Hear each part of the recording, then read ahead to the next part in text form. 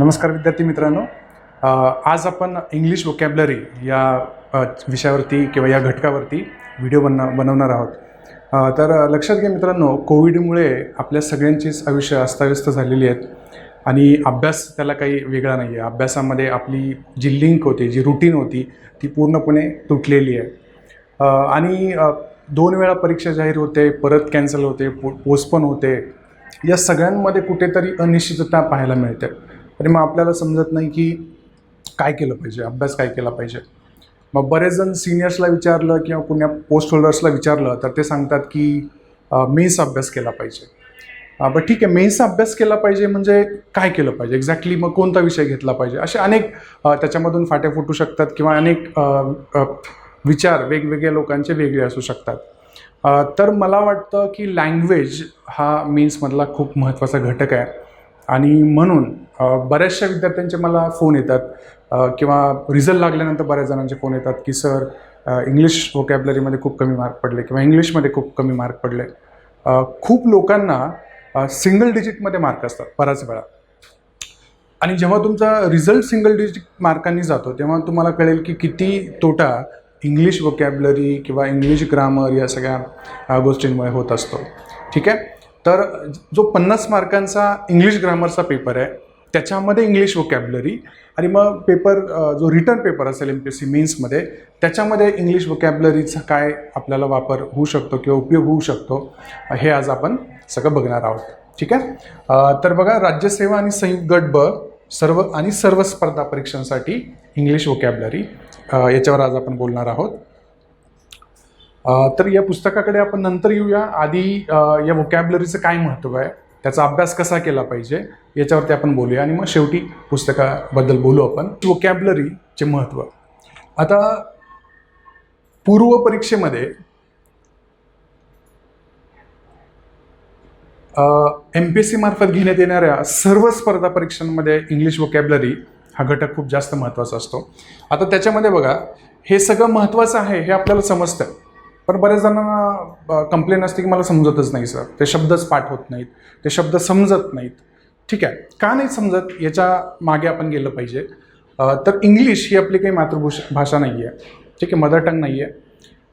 मराठीमधून सुद्धा आपल्याला काही सगळंच येत असतं असं नाही. मराठी भाषा पण खूप मोठी आहे, त्याच्यातले सगळेच शब्द आपल्याला येत असतात असं नाही आहे. जेव्हा तुम्ही पेपर देता तेव्हा आपल्याला कळतं की मला खूप सारे शब्द मराठीचे येत नसतात किंवा माहीत नसतात. ठीक आहे, तर मग अर्थात इंग्लिशचे आपल्याला माहीत असणं तर अपेक्षितच नाही आहे. ठीक आहे, तर एक कारण असतं महत्त्वाचं.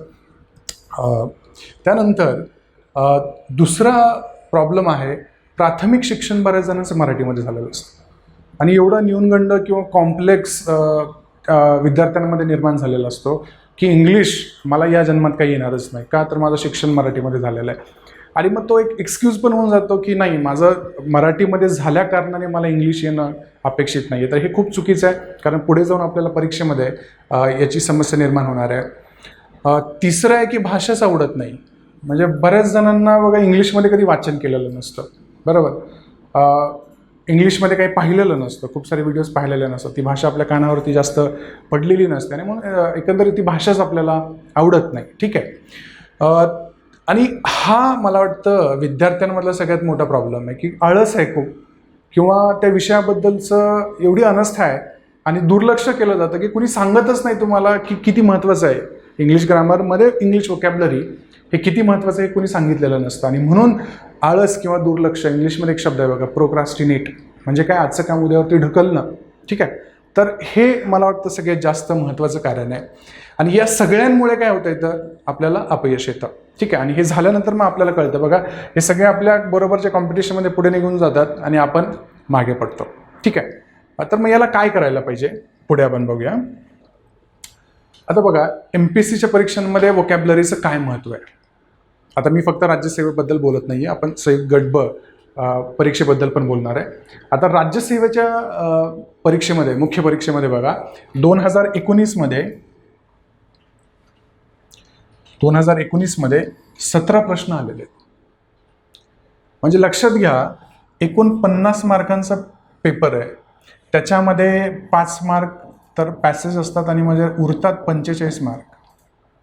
45 मार्कांमध्ये 17 मार्कांच्या वोकॅब्लरी होत्या. ठीक आहे. आता मग खाली तसंच करत चला. 2018मध्ये पण 17 होते, 18 आणि 21. ठीक आहे.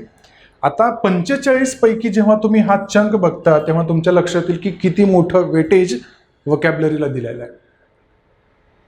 आणि जेव्हा तुम्ही इथे पुण्यामध्ये जे विद्यार्थी असतात ते काय करतात की इंग्लिशसाठी काय करताय तुम्ही, तर आम्ही क्लास लावलेला आहे. क्लासमध्ये जाऊन काय करताय, तर तुम्ही ग्रामर शिकताय. ठीक आहे. आणि अनफॉर्च्युनेटली विथ ड्यू रिस्पेक्ट असं म्हणावं लागेल की तुम्ही जिथे शिकता इंग्लिश ग्रामर, तिथे शिक्षकांना सांगितलं की तुम्ही 5 मिनिटं इंग्लिशमध्ये बोला, तर नाही बोलता येणार. कारण का की बॅकग्राऊंड आपलं सगळं इंग्लिश नसेल. बरोबर. आपण काय केलं की ग्रामर शिकलो, पाठांतर केलं आणि मग ते आपल्याला शिकवता यायला लागलं. ठीक आहे. इंग्लिश ग्रामर शिकणं म्हणजे वोकॅब्युलरी शिकणं नाही. आणि मग तुम्ही काय करता की 3 महिन्याचा क्लास असतो, 2 महिन्याचा क्लास असतो. त्या 3 महिन्याच्या क्लासेसमध्ये तुम्ही फक्त काही राहणाऱ्या 20 ते 25 मार्कांची तयारी करत असता. बरोबर. कारण इंग्लिश वोकॅब्युलरीवरती तिथे काही भरच नसतो. आणि तुमची मानसिकता काय असते की मी क्लास लावला आहे म्हणजे मला ते पेपर जो असणार आहे 50 मार्काचा त्याच्यामध्ये सगळंच यायला पाहिजे. पण ते तसं होत नसतं. कारण स्पेसिफिक आपण इंग्लिश वोकॅब्युलरीसाठी काही वेगळे प्रयत्न करत नाही, त्याला वेगळा वेळ देत नाही. आणि म्हणून जेव्हा पेपर होतो तेव्हा आपल्याला समजते की अरे माझ्याकडनं हे राहून गेलं किंवा ते करायला पाहिजे होतं. ठीक आहे. आणि एकदा वेळ गेल्यानंतर मग त्याच्यावरती चर्चा करण्यामध्ये काही पॉईंट नसतो. संयुक्त गट ब मध्ये बघा 30 मार्कांचं एकूण तो इंग्लिशला त्याच्यामध्ये वेटेज असतं. त्याच्यामध्ये 2019मध्ये 12 प्रश्न वोकॅब्युलरीवर ते 2018मध्ये 10 प्रश्न आहेत. ठीक आहे. आता या 30 पैकी पण 5 मार्काला एक पॅसेज असतो. बरोबर. म्हणजे उरतात इफेक्टिव्हली 25च मार्क. आणि 25 पैकी 12 आणि 25 पैकी 10. आता मला सांगा 3 महिन्याचा क्लास केला आहे आणि ग्रामरचे नियम पाठ केलेले आहेत, ते पुस्तकच पाठ केलं आहे. म्हणजे काही जणांना खूप काय म्हणतात त्याला गर्व असतो की हे पुस्तकच माझं पाठ आहे, हे नियमच माझे पाठ आहेत. अरे पण जेव्हा आयोगाचे आपण पेपर बघतो आपल्याला लक्षात येतं की आयोगाकडे प्रत्येक वर्षी असे काही प्रश्न असतात जे तुम्ही कधीच कुठल्या पुस्तकामध्ये वाचले नाही. किंवा कुठल्या शिक्षकाला जाऊन जरी बसवलं तर त्यांच्यासाठी पण ते नवीन प्रश्न असतील. अशी आयोगाची एकंदरीत परीक्षा किंवा तो पेपर सेट करण्याची प्रक्रिया असते. आणि म्हणून कुठलं पुस्तक पाठ आहे वगैरे याच्यात काही मोठेपणा नाही आहे. तर आपल्याला इंग्लिश वोकॅब्युलरी ते शब्द खूप जास्त त्याच्यामध्ये, शब्द म्हणजे काय फक्त शब्द आहेत का नाही, त्याच्यामध्ये समानार्थी असतात, विरुद्धार्थी असतात, वाक्प्रचार, म्हणी अशा वेगवेगळ्या प्रकारच्या किंवा फ्रेझल वर्ब्स असतात. अशा वेगवेगळ्या प्रकारच्या वोकॅब्युलरी त्याच्यामध्ये येतात. आणि हे जुने जेव्हा पेपर वेगळे असायचे तेव्हा पण बघा 11, 15 ऑलमोस्ट अशा रेंजमध्ये कंबाईनमध्ये पण इंग्लिश वोकॅब्युलरीला प्रश्न येत असतात. ठीक आहे. तर म्हणून या वेटेजला लक्षात घेता आपल्याला इंग्लिश वोकॅब्युलरी किंवा जे शब्द संग्रह जो आपल्याला माहिती असला पाहिजे तो खूप जास्त महत्त्वाचा. आता हे झालं मुख्य परीक्षेमध्ये ग्रामरमध्ये. आता पूर्व परीक्षेमध्ये सीसॅट बघा. सीसॅटचे काही उतारे असे असतात की तुम्हाला इंग्लिशमधूनच वाचावे लागतात. तुम्ही मराठीमधून वाचले तर तुम्हाला कदाचित त्याच्यातनं काही जो अर्थ तो घ्यायला पाहिजे आपण तसं प्रेरित होत नाही. मराठीमधून वेगळंच असतं आणि इंग्लिशमधून काहीतरी वेगळंच असतं. आणि म्हणून सीसॅटचे काही पॅसेजेस वाचण्यासाठी किंवा ते समजण्यासाठी आपल्याला खूप जास्त महत्त्वाचं इथे वोकॅब्युलरीचा फायदा होणार आहे. तर मुख्य परीक्षेमध्ये लेखी पेपर असतो बघा. याच्यामध्ये काय असतं, निबंध असतो, एसे लिहायचा असतो. मग 300 शब्द असतात, 500 शब्दांमध्ये लिहायचं आहे, भाषांतर करायचं आहे किंवा प्रेसर रायटिंग असते. आता 2019मध्ये ज्या विद्यार्थ्यांनी मेन्स दिली त्यांना माहीत असेल की भाषांतर करत असताना काय समस्या निर्माण होतात.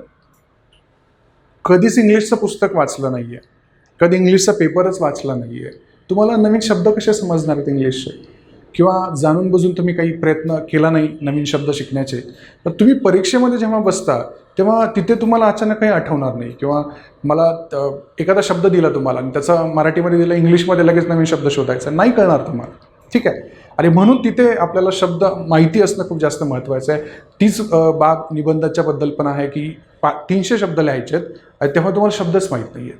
मग आपण आय एम, इज, वॉज, वेअरमध्येच सगळा एसे लिहून टाकतो. काही आपल्याला त्याच्यात एकही वेगळा शब्द आपल्याला त्या पुस्तकामध्ये मांडता येत नाही. आणि शब्द नाही मांडता आले तर आपले विचार आपण त्या पेपरमध्ये मांडू शकत नाही. आणि मग आपण आपली क्वालिटी जी असते एसेची, मग बरेच जण म्हणतात की नाही मला एसेमध्ये 5च मार्क मिळाले, 7च मार्क मिळाले.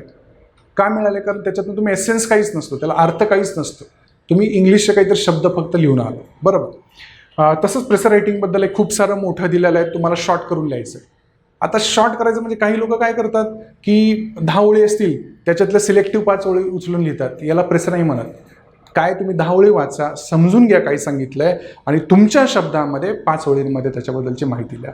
ही खरी प्रेसर रायटिंगची पद्धत असते. ठीक आहे, मग तिथेही आपल्याला शब्द माहीत जर नसतील तर ते आपल्याला कॉम्प्रेस करता येत नाही, छोटं करता येत नसतं. ऑब्जेक्टिव्हमध्ये बघितलं. आता पुढे काय बघा महत्त्वाचं, ही बाब सगळ्या विद्यार्थ्यांनी समजून घेतली पाहिजे. काही महिन्यांमध्ये कोणत्याही भाषा शिकता येत नसतात. आपलं आयुष्य गेलं आजपर्यंतचं बघत आपल्याला मराठी येते का पूर्ण? नाही येत. ठीक आहे, म्हणजे मराठी येते आपल्याला ही कलोकियल, म्हणजे आपण बोलीभाषा जो बोलतो एकमेकांना तेवढंच येतं.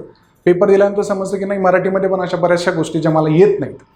आणि मग आता इंग्लिश तर खूप लांबची गोष्ट राहिली, कारण आपण काही संबंधच नाही आला आपला इंग्लिशचा, बरोबर. तर तुम्ही क्लास लावता आणि मग 3 महिने केले की नाही माझं झालं इंग्लिश, मला सगळं यायला लागतं, असं कधीही होत नसतं. ही एक प्रोसेस आहे. तुम्ही सातत्याने ते वाचत राहिलं पाहिजे, ते रिवाईज करत राहिलं पाहिजे आणि महत्त्वाचं म्हणजे बोललं पाहिजे. मी नेहमी क्लासमध्ये जे विद्यार्थी मला विचारतात वोकॅबबद्दल, मी त्यांना सांगतो एखादा नवीन शब्द असेल तर तो कोणाला तरी सांगितला पाहिजे, जेणेकरून तो नीट चांगला लक्षात राहतो. ठीक आहे, आता उदाहरण आयोगाने एक वर्ष मी विसरतोय, ॲरिस्टोक्रॅट किंवा अफ्लुएंट हा एक शब्द विचारला होता. तर आमच्या शाळेमध्ये एक शिक्षिका होत्या, मिस ॲनी ॲल्फ्रेड म्हणून, इंग्लिशच्या शिक्षिका होत्या. त्यांनी 7वीमध्ये आम्हाला एक काही गोष्ट सांगताना हे 2 शब्द वापरले, अफ्लुएंट आणि अरिस्टोक्रॅटिक. म्हणजे काय की गर्भश्रीमंत ज्याला म्हणतो आपण, खूप श्रीमंत असणार. ठीक आहे, आता त्या प्रसंगामधून तो शब्द जो बिंबवला गेला तो आज एवढ्या वर्षापर्यंत माझ्या मनामध्ये राहिला. ठीक आहे, आणि मी जो तो पाठ केला असता तर कदाचित मला तो राहिला नसता एवढ्या वर्षांनी लक्षात, मी तो विसरून गेलो असतो, बरोबर. आणि म्हणून हे शब्द वाचले पाहिजेत, सांगितले पाहिजेत, डिस्कस केले पाहिजेत, जेणेकरून ते आपल्याला आत्मसात करता येत असतात. ठीक आहे, तर ही भाषा शिकणं काही 2 आणि 3 महिन्याचा कुठली गोष्ट नाही आहे. त्याला सातत्य लागतं, कन्सिस्टन्सी लागते आणि तुम्ही सारखं ओव्हर द इयर त्याच्यावरती प्रयत्न केले पाहिजेत.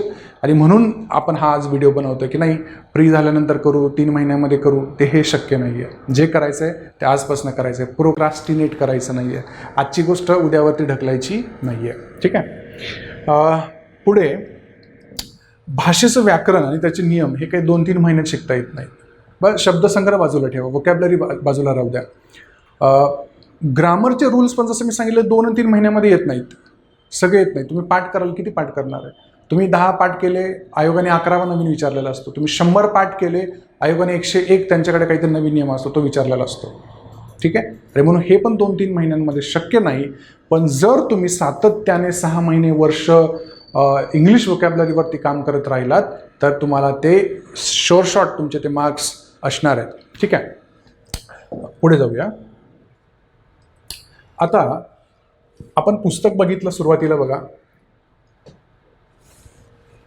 तर हे इंग्लिश वोकॅबलरी ज्ञानदीप पब्लिकेशनचं हे आपलं पुस्तक आहे. या पुस्तकामध्ये काय केलेलं आहे किंवा याचा अभ्यास कसा करायचा आहे हे आपण थोडक्यामध्ये पुढच्या स्लाईड्समध्ये बघूया. म्हणजे क्लासमध्ये जे विद्यार्थी असतात मी त्यांना बऱ्याच जणांना सांगितलं आहे, ज्यांनी पुस्तक घेतलं तेव्हा मला येऊन भेटा, ते कसं वाचायचं आहे, ते कसं अभ्यास करायचं आहे हे मी क्लासमध्ये सांगू शकतो. आणि आता डिजिटल माध्यमांमधून आपण सगळ्यांना आता याच्याबद्दल सांगू शकतो.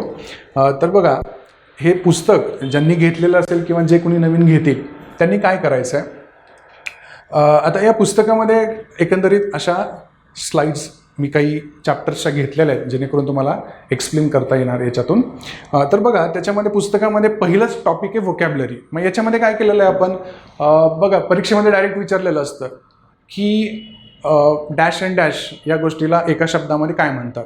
तर असा एक शब्द असतो कुठला तरी आणि तो आपल्याला माहीत झाला पाहिजे. आता ठीक आहे, याच्यामध्ये काय केलं बघा, आपण इंग्लिश शब्द दिला. ठीक आहे, इंग्लिशमध्ये शब्द दिला, त्याचं पुढे मराठीमध्ये काय अर्थ होतो हे पण दिलेलं आहे. बरीचशी पुस्तकं कशी आहेत बघा, इंग्लिश शब्द दिलाय आणि त्याचा डायरेक्ट इंग्लिशमध्ये अर्थ दिलाय तुम्हाला आणि मराठीमध्ये काय माहीतच नाही आहे.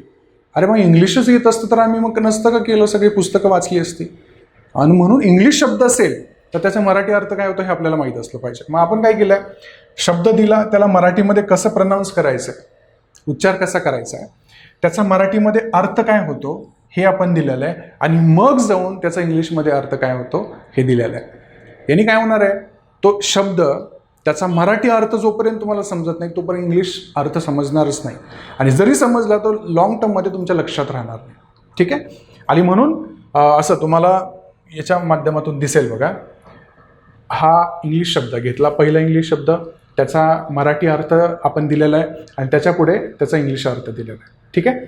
तर एकंदरीत पहिला चॅप्टर असा जो वोकॅब्युलरी असणार आहे, चॅप्टर जरी पहिला असला तर मी सगळ्या विद्यार्थ्यांना सांगितलेलं पहिला कधी वाचायचा नाही, सुरुवात याच्यापासून करायची नाही. तर आपण नवीन असतो भाषेसाठी. मी पहिला शब्द वाचला की तुम्ही म्हणाल नको राहू दे, 6 महिन्यांनी पुस्तक उघडू परत. ठीक आहे. आणि म्हणून सुरुवात याच्यापासून करायची नाही. आता पुढचा चॅप्टर पण तसाच आहे बघा, वन वर्ड सबस्टिट्यूशन. ठीक आहे. खूप सारे सिंह एकत्र आहेत, तर त्याला काय म्हणतात, त्या ग्रुपला काय म्हणतात, तर प्राईड ऑफ लायन्स तो प्रश्न आपल्याला विचारलेला आहे. खूप साऱ्या मुली एकत्र आहेत, त्यांना काय म्हणतात, गँग ऑफ गर्ल्स. ठीक आहे. हे वन वर्ड सबस्टिट्यूशन ज्याला म्हणतो. खूप साऱ्या गोष्टीने एक शब्द काय वापरता येतो असा. ठीक आहे. तर याच्यामध्ये पण बघा शब्द दिलेला आहे.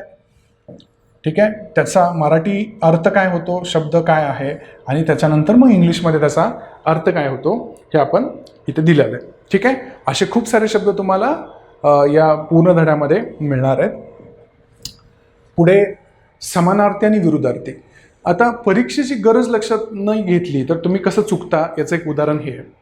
मला सांगा, कुठल्याही भाषेमध्ये एका शब्दाला काही पर्यायी शब्द असतात. तुम्ही थिसॉरस कधी जर इंग्लिशचं बघितलं असेल, डिक्शनरी कशी असते तसं एक थिसॉरस असतं. तर एका शब्दाला अनेक शब्द असतात, समानार्थी शब्द. मग पुस्तकांमध्ये कसं दिलेलं असतं, एक शब्द त्याला एक समानार्थी शब्द, एक शब्द आणि त्याला एक विरुद्धार्थी शब्द. अरे पण परीक्षेमध्ये येताना तुम्ही दिलेला पुस्तकामध्ये तोच शब्द कशावर नाही येणार आहे, काही येऊ शकतं वेगळं, कुठलाही शब्द येऊ शकतो. आणि म्हणून एका शब्दाला अनेक समानार्थी शब्द किंवा अनेक विरुद्धार्थी शब्द असू शकतात. आणि म्हणून त्या अनुषंगाने आपण इथे परत काय केलेलं आहे बघा, शब्द दिला इंग्लिशमध्ये शब्द दिला, त्याचा मराठीमध्ये प्रोनाउन्सिएशन, त्याचा उच्चार कसा करायचा आहे, त्याचा मराठीमध्ये अर्थ काय होतो हे पण दिलं. शब्द दिला आणि समानार्थी विरुद्धार्थी नाही दिले, शब्द दिला त्याचा अर्थ काय होतो हे पण आपण सांगितलं. आणि मग त्याच्या पुढे बघा समानार्थी तर दिले, पण एक दिलं का नाही, एवढे सगळे समानार्थी शब्द दिले.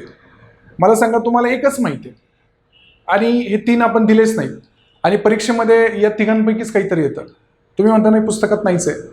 ठीक आहे. आता भाषा खूप जास्त मोठी आहे, मी म्हणणार नाही की 4-5 शब्दच त्याला समानार्थी आहेत, किती 10 असू शकतात, पण 10 आपण सगळे देऊ शकत नाही. मग काय केलं आपण, परीक्षेच्या दृष्टीने काय येऊ शकतात ते आपण याच्यामध्ये देण्याचा प्रयत्न केला. मग तसंच विरुद्धार्थी शब्दांना पण बघा, आपण 3 शब्द दिलेले आहेत. ठीक आहे. तर असं सगळीकडे पण तुम्ही पाहाल याच्यामध्ये की जेवढे जास्त देता येतील शब्द तेवढे जास्त शब्द तुम्हाला देण्याचा याच्यामध्ये प्रयत्न केलेला आहे. तर समानार्थी आणि विरुद्धार्थीची ही फाईल अशी असणार आहे. इडियम्स आणि फ्रेजेस ज्याला मराठीमध्ये आपण वाक्प्रचार आणि म्हणी असं म्हणतो. आता एक सांगायचं म्हटलं की आता स्टिचिंग टाईम सेव्ज नाही किंवा स्टिचिंग टाईम सेव्ज नाही, म्हणजे आत्ताच तात्काळ तुम्ही जर एखाद्या गोष्टीवरती काहीतरी कारवाई केली तर भविष्यामध्ये तुमचा जो अधिकचा खर्च होणार आहे किंवा कष्ट होणार आहे ते वाचणार आहे. ठीक आहे. दुसरी एक खूप प्रसिद्ध अशी म्हण आहे जी परीक्षेमध्ये पण आलेली आहे, the more you sweat in peace the less you bleed in war. ठीक आहे. म्हणजे जेवढं शांततेच्या काळामध्ये तुम्ही जास्त मेहनत कराल तेवढं युद्धाच्या काळामध्ये कमी रक्त सांडावं लागेल. हे एक्झॅक्टली तसं आहे. आता हा तो शांततेचा काळ आहे जेव्हा तुम्हाला अशा गोष्टी, इंग्लिश वोकॅब्युलरी असेल किंवा इतर कुठलाही विषय असेल त्यांच्यावरती आपल्याला फोकस करायचा आहे. कारण हा जो गॅप पडलेला आहे की अनिश्चितता आहे, प्रिलिम्स कधी होणार आहे आपल्याला माहीत नाही आणि मग उगीच प्रिलिम्स कधीपासून करतोय, मार्चपासून प्रिलिम्सच करतोय. पुढे गेली परत काय करायचं, प्रिलिम्सच करायचे, अजून पुढे गेली काय करायचं, प्रिलिम्सच करायचे. हे आता नाही. तर काय करावं लागणार आहे, या थोड्या वेळामध्ये जोपर्यंत आपलं शेड्यूल येत नाही MPSCचं तोपर्यंत आपल्याला मुख्य परीक्षेवरती भर द्यावा लागेल. एखादा विषय पटकन कुठला तरी छोटा वाचून पूर्ण करणं खूप जास्त गरजेचं आहे. ॲक्च्युली हे काही एका दिवसामध्ये किंवा 10 दिवसामध्ये वाचण्याची गोष्ट नाहीच आहे. त्यानंतर पुढे बघू आपण. तर वाक्प्रचारण म्हणी, आता याच्यामध्ये पण काय केलेलं आहे बघा, ही इंग्लिशमध्ये तुम्हाला एक दिली म्हण, त्याच्या पुढे काय केलं, मराठी अर्थ काय होतो आणि मग त्याचा इंग्लिश अर्थ काय होतो दिलेला आहे. म्हणजे सगळ्या फाईल्समध्ये आपण त्याला मराठीमध्ये काय म्हणतो हे दिलेलंच आहे. कारण फक्त इंग्लिश दिलं तर तुम्हाला काहीही समजणार नाही. ठीक आहे. आणि जी मार्केटमध्ये तुम्ही पुस्तकं वापरता, जी इंग्लिशमध्येच लिहिलेली असतात, जी MPSCसाठी लिहिलेली नाही आहे, ती नॅशनल लेवलवरती वापरली जाणारी पुस्तकं आहेत, त्यांचं ट्रान्सलेशन इंग्लिश टू इंग्लिशच आहे, अशी पुस्तकं आपण वाचतो आणि म्हणतो की मला कळतच नाही, शब्द नाही समजणार ना, कारण आपली भाषा ती नाही आहे. आणि म्हणून इंग्लिश शब्द वाचल्यानंतर त्याचा मराठी अर्थ आपल्याला समजला पाहिजे, तरच आपल्याला काही पुढचं त्याच्यात सेन्स होणार आहे. ठीक आहे. त्यानंतर फ्रेझल वर्ब्स, इथे पण बघा तेच सगळीकडे जसं मी सांगितलं आहे इंग्लिशमध्ये दिलेलं आहे, त्याचा अर्थ आणि सगळ्यात महत्त्वाचं काय केलं, वापर कसा करणार आहे त्या फ्रेझल वर्बचा. का परीक्षेमध्ये काय तुम्हाला वापर करायला सांगितलेलं, तुम्हाला एक वर्ब दिलेला असतं ॲक्ट ऑन, त्याचा खालील शब्दांमध्ये कुठे बरोबर वापर केलेला आहे. तर आपण काय केलं, इथे एक वाक्य तयार करून तुम्हाला सांगितलेलं आहे की कसा एक्झॅक्टली त्याचा बरोबर वापर केला गेलेला आहे. ठीक आहे. त्यानंतर कॉमनली कन्फ्युज्ड वर्ड्स, एक परीक्षेमध्ये शब्द आला बघा, मेटल आणि मेटल. काय असतात हे शब्द, म्हणजे प्रोनाऊन्सिएशन जेव्हा करतो सारखेच आहेत, मेटल आणि मेटल. लोह, मेटल म्हणजे काय, कुठलंही आयन ज्याला म्हणू शकतो, लोखंड वगैरे, ते मेटल. आणि मेटल म्हणजे तुमची कॅलिबर किंवा केपेबिलिटी, हाही शब्द आला असता. म्हणजे काय, आता इथे बघा ॲडॅप्ट आणि अडॉप्ट किती सारखे वाटत आहेत बोलायला, पण त्या तिघांचाही अर्थ वेगळा दिलेला आहे. आपण काय केलं, त्यांचा इंग्लिशमध्ये पण अर्थ दिला आणि लगेच पटकन मराठीमध्ये पण अर्थ दिला. ठीक आहे. तर हे शब्द खूप कन्फ्यूज होत असतात. तुम्ही जेव्हा ही फाईल बघाल तुम्हाला लक्षात येईल की परीक्षेमध्ये याच्या बाहेरचा शब्द येत नाही. ठीक आहे. कारण का नाही येत, कारण कुठल्या शब्दांमध्ये कन्फ्यूज करायचं, हे काही एक लिमिटेड एक ब्रॅकेटमध्ये शब्द आहेत. आता इथे पहिल्या चॅप्टरसारखं नाही व्होकॅब्युलरीमध्ये कुठलाही शब्द येऊ शकतो, नाही. इथे काय आहे, लिमिटेड आहे, एक काही ठराविक शब्दच येतील कन्फ्यूज करायला तुम्हाला. तर या फाईलमध्ये काही 200-250 शब्द असतील, याच्या बाहेरचं काही तुम्हाला विचारलं जाणार नाही. आणि एक शेवटचा चॅप्टर आपला याच्यामध्ये कॉमनली मिसस्पेल्ड वर्ड्स, तुम्हाला खाली 4 शब्द दिलेले असतात आणि सांगितलेलं असतं याच्यापैकी चुकीची स्पेलिंग असलेला शब्द कुठला आहे किंवा बरोबर स्पेलिंग असलेला शब्द कुठला आला आहे. आणि आता याच्यामध्ये पण कुठलाही शब्द विचारतात का, नाही.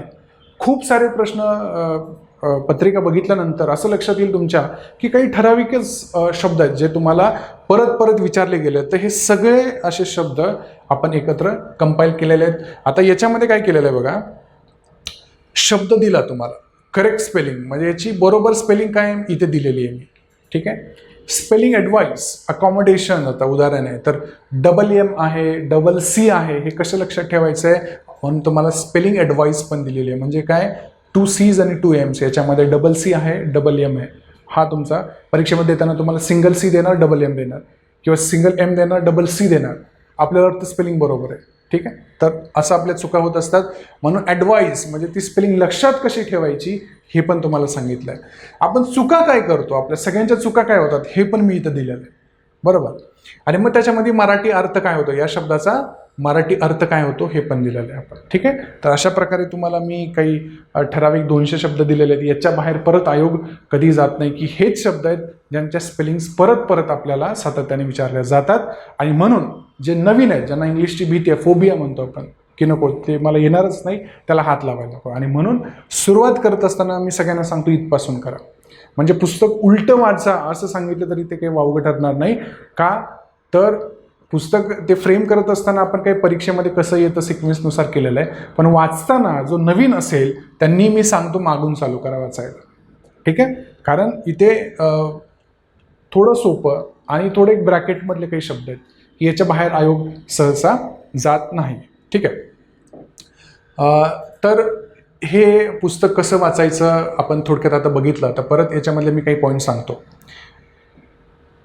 आता एखादा नवीन विद्यार्थी आहे ज्याला बिलकुल इंग्लिशचा कसलाच टच नाही आहे, मग त्यांनी काय करायचं आहे, पुस्तक वाचायचं. मग किती शब्द वाचणार दिवसभर, आपण 1 पान 2 पान काही 5 पानं वाचली आणि संध्याकाळी आपल्या लक्षात येतं की मला एकही शब्द नाही आठवत आहे, बरोबर. लक्षात घ्या, भाषा नवीन आहे, असं नाही की तुम्ही वाचलं आणि लगेच लक्षात राहणार. आणि म्हणून काय करायचं आहे, दिवसाचं टार्गेट ठेवा, डेली टार्गेट ठेवा. मग कसं आपल्या कॅपेबिलिटीनुसार कुणी 10 ठेवू शकतं, कुणी 20 शब्द ठेवू शकतं किंवा कुणी 30 शब्द. कोणाला वाटलं मला याच्यापेक्षा जास्त वाचू शकतो, मी समजू शकतो, लक्षात राहू शकतात, तर याच्यापेक्षाही जास्त शब्द तुम्ही करू शकता.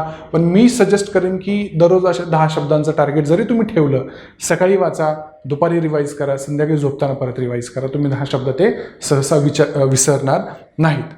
आणि हे 10 शब्द तुम्ही कोणाला तर सांगा, मित्रांना सांगा, मैत्रिणींना पण सांगा, काही प्रॉब्लेम नाही. काय होणार आहे याच्यामधून, तर तुम्ही विसरणार नाही. का तर तो एक प्रसंग तुमच्या मनामध्ये निर्माण होतो की मी हा शब्द सांगितला होता, मग त्यांचं रिॲक्शन काहीतरी असेल, तर या प्रसंगातून तुम्हाला ते लक्षात राहणार आहे. ठीक आहे. त्यानंतर सोपं किंवा आवडणाऱ्या टॉपिकपासून सुरुवात करा. मी सांगितलं मागून चालू करा, उलटं सुरू करा. तुम्हाला त्याच्यातलं कोणाला वाटत असेल की मला हे जे वाक्प्रचार म्हणी जे असतात, इडियम्स अँड फ्रेजेस त्या दिवशी शिकायच्यात, मग त्याच्यापासून तुम्ही सुरुवात करू शकता. कुठेही सुरुवात करा. त्यानंतर फक्त पाठांतर नको आहे. जसं मी सांगितलं, म्हणजे पाठ करण्यात हे शक्यच नाही आहे. तुम्हाला जर कोणी सांगितलं की वोकॅब्युलरीज पाठ होतात, ते हे खोटं आहे. वोकॅब्युलरीज कधीही तुम्हाला सगळ्या पाठ होणार नाहीत आणि म्हणून तुम्हाला ही एक्सरसाइजच करावी लागेल. शब्द वाचणं, त्याचा अर्थ समजून घेणं आणि तो कोणाला तरी सांगणं, हे सातत्याने सायकल आपल्याला करत राहायचं आहे. तुम्ही वाचलेला शब्द मित्रांना सांगा. म्हणजे मी सातत्याने तेच सांगतोय, मित्रांना सांगा, मैत्रिणींना सांगा. दुसऱ्या दिवशी रिव्हिजन करा आणि मग नवीन शब्द वाचा. काल वाचले आणि आज नवीन शब्द वाचले, परवा दिवशी समजलं मला परवा दिवशी काहीच माहीत नाही, सगळे शब्द विसरले. आणि म्हणून काल जे शब्द वाचले आज सकाळी परत रिवाईज करा. म्हणजे किती वेळ लागतो? 10 शब्द वाचायला मला वाटतं तुम्हाला 15 मिनिट सफिशियंट आहे. 15 मिनिटामध्ये वाचू शकता, त्यांचे अर्थ समजून घेऊ शकता. कुठेही फ्री टाईममध्ये चहा पिताय तुमच्या मित्रांना सांगू शकता. ठीक आहे. ते तुमच्या मनावरती ते इम्प्रिंट त्या शब्दांचं नेहमी राहील. ठीक आहे. तर एकंदरीत हे पुस्तक आपल्याला असं वाचायचं आहे. हे कुठेही महाराष्ट्रामध्ये तुम्हाला ज्ञानदीपच्या कुठल्याही स्टोर्समध्ये कुठेही उपलब्ध आहे. आणि जर कुठं नसेल तर तुम्ही ज्ञानदीपमध्ये कधीही फोन करून ऑनलाईन पण हे पुस्तक ऑर्डर करू शकता. तर सर्वांनी मला वाटतं हे पुस्तक आवर्जून घ्या. तुमचा जो काही फीडबॅक असेल तो, आणि हे खूप जास्त महत्त्वाचं आहे. जेव्हा म्हणजे तुम्ही मला सोशल मीडियावरती जे काही स्टुडंट्स ज्ञानदीपचे असतील जे मला जॉईन आहेत, तर मग एखाद्या वर्षानंतर मला मेसेज येतो की सर मी हे पुस्तकामधून हे वाचलं होतं आणि खूप चांगल्या प्रकारे समजलं. तर ते मलाही समाधान राहतं नेहमी की जे काही केलं आपण काम ते कोणाला तरी उपयोगी पडतं आहे. आणि म्हणून तुम्ही मला ओळखत असाल नसाल तर तुमच्या प्रतिक्रिया ज्ञानदीपच्या कुठल्या तरी प्लॅटफॉर्मवरती किंवा सोशल मीडियावरती मला आवर्जून तुम्ही सगळ्यांनी द्या. ठीक आहे. तुम्हाला काही समस्या वाटत असतील, काही सजेशन्स असतील पुस्तकाबद्दल, त्याही तुम्ही मला नक्कीच सांगू शकता, कारण त्याच्यातूनच काहीतरी नवीन आणि चांगलं आपण करू शकतो. तर ठीक आहे, आपण थांबूया. धन्यवाद. Have a good day.